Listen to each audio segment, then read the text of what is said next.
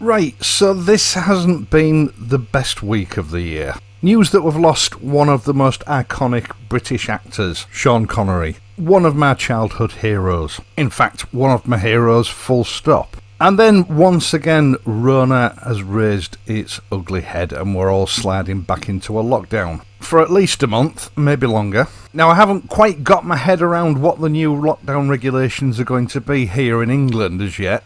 But either way, I will be doing my bit. If I don't have to ride, I won't be riding. Like I said back in March, although I am pretty much dependent on this channel for my income, I don't consider YouTube to be a proper job. And I won't be using it as an excuse to ride unnecessarily. But rest assured, I will be doing my absolute level best to serve the biking community, keep you entertained as much as I can, which might mean pulling out some old stock footage again and being as imaginative as possible with it, and keep your spirits up during these difficult times. I'll even have a rummage around on my hard drive and see if there are any virtual rides I haven't shown you yet that I can pull out and stick up here on YouTube on a Saturday morning as I have done in the past. Right, so enough negativity. Let's kick off this week with a positive note. 5 things I love about my Royal Enfield Interceptor 650.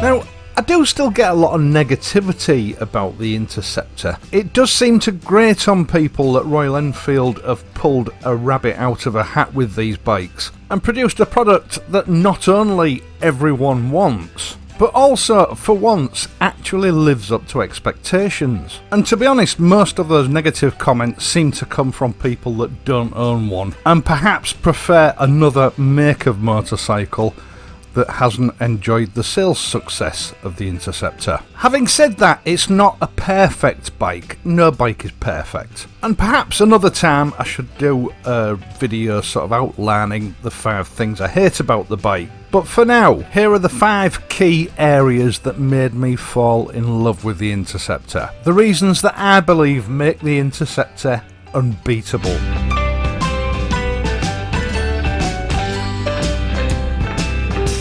Now, in no particular order, first of all, it's got to be looks. Now, in last week's video about which bike I would keep if I could only have one bike, I think people misunderstood what I was saying when I said that the Interceptor was possibly the least attractive bike out of the 4 that I have. I wasn't trying to say that it's an ugly bike, far from it. It is a fantastic looking bike. But it did have some very stiff competition in that department, and I had to be honest. But when you take this bike in isolation, Royal Enfield have done a fantastic job of capturing the late 1960s, early 1970s era of motorcycling. Everything from those wonderful period engine cases to the 1960s style teardrop fuel tank. Royal Enfield have captured all the right elements of the late 1960s while still remaining functional.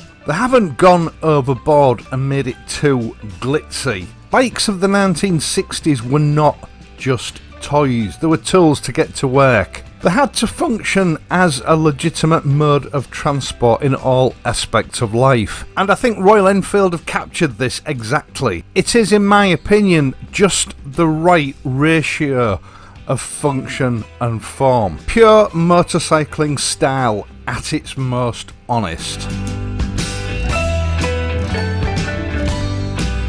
Next up on my list of things I love about this bike, it's got to be handling. I've had somewhere in the region of 30 bikes in my lifetime. Among those machines there have been high performance bikes that didn't handle, high performance bikes that handled okay but weren't outstanding, and low performance bikes that had great handling but didn't quite have the performance to go with it. The Interceptor is that elusive creature. Okay, it's not the most powerful bike in the world, but it doesn't need to be. And at close to 50 horsepower, that's more than enough. What really makes this bike outstanding is the handling. Okay, it required a little bit of fettling with the suspension to get it to the level that it's at now, but it wasn't a bad bike before I did that. And let's face it, there are a plethora of very expensive bikes that need the suspension upgrading just to make them rideable. Royal Enfield used Harris Performance for the development of the chassis and the steering geometry, and decades of experience on Harris Performance's part have really paid off on this bike. I dare say that they have built in something of a safety margin for future development, but the chassis and the steering are perfectly matched to the performance of the engine, with a way above average, stiff,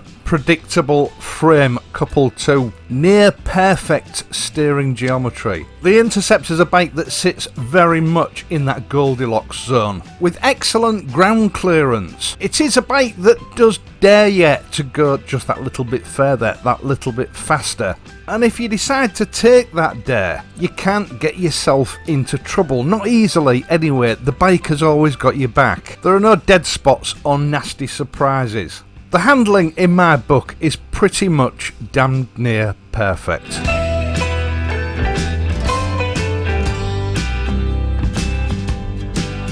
Next up has got to be build quality. I think people often get confused about build quality, or maybe just don't understand what build quality really is. Royal Enfield have obviously had a limited budget, just like any bike manufacturer, but they've spent the money where it counts. They've spent the money where it really matters. The Interceptor 650 has been aimed at seducing motorcyclists, not seducing customers.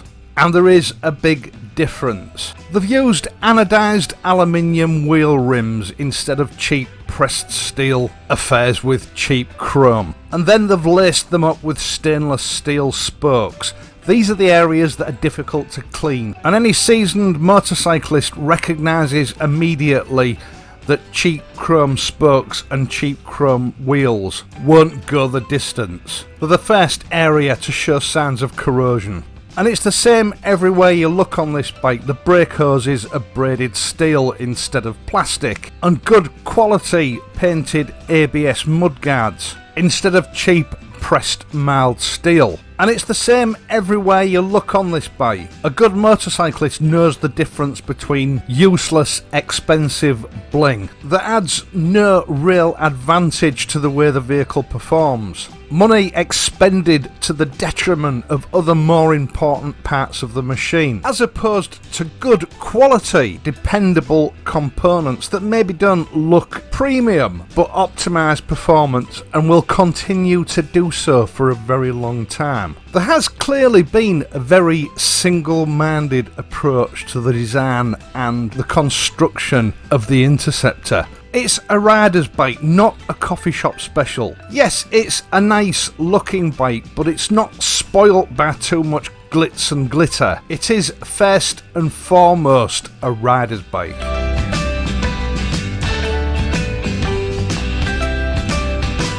Next up, we have ease of maintenance. Everything about the Interceptor that I've discovered so far reveals it to be a bike that was designed to be maintained by its owner, for the most part without expensive diagnostic equipment or very expensive special tools. Everything's accessible and easy to understand. Things like tappet adjustment, simple traditional lock nut tappets, a tried and trusted system that doesn't require half the engine to be dismantled.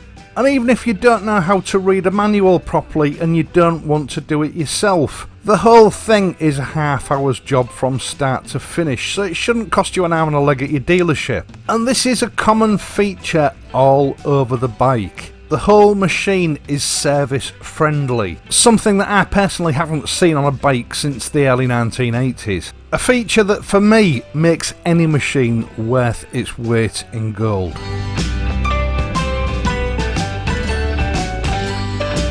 And finally, last but certainly not least, because I think this is one of the reasons this bike is such a good seller, and that is the retail cost of this bike and the value for money that it represents. Now, people often don't include this sort of thing in these sort of lists. It's usually more about telling you that they don't like the mudguards or they don't like the switchgear. But when it comes down to it, the biggest overriding factor to anyone buying any motorcycle is the price and whether it represents good value for money. The Royal Enfield Interceptor 650 and its sister the Continental GT are aimed at the modern classic market, which is now a big sector of the motorcycle industry. And the big focus for buyers in that part of the industry, in that sector, is the old British twins of the 1960s. That's what these bikes are designed and built to tap into. They are targeted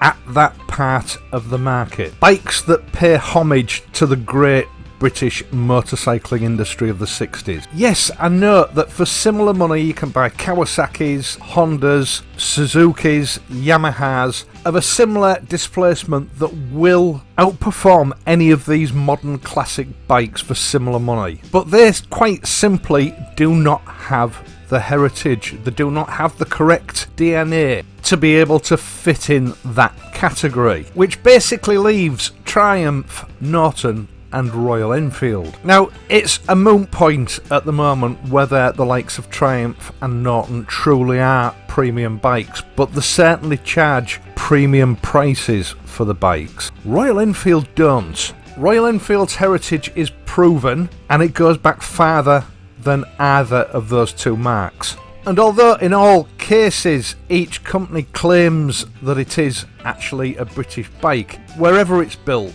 and whoever actually owns the brand, they're all on a level footing as far as I'm concerned. So a bike built in Thailand has no more of a claim to charge a premium than a bike built in India. Yet the Interceptor is substantially cheaper in most markets than any of the Triumphs, and certainly cheaper than the Nortons, which as yet are still not actually in full production. So as far as that goes, the Royal Enfield offers exceptional value for money. And the quality and the image is there. Whichever way you look at it, with the Interceptor you are getting an awful lot of bike for your money compared to other brands. In fact, I would go as far as to say that the Royal Enfield Interceptor 650 offers unbeatable value in the market. Right, once again, thank you so much for watching this video and my other videos, and in doing so helping to support this channel. I really do appreciate it. I hope you've enjoyed this video and found it useful. If you have, please leave a like, subscribe to the channel, and if you do subscribe, don't forget to hit the notification bell so that you can be informed whenever I upload a new video. And if you do that, don't forget to make sure that in your settings all your notifications are enabled. I am of course going to be back on Friday, so until then, if you have to ride, please ride safely and I'll see you soon.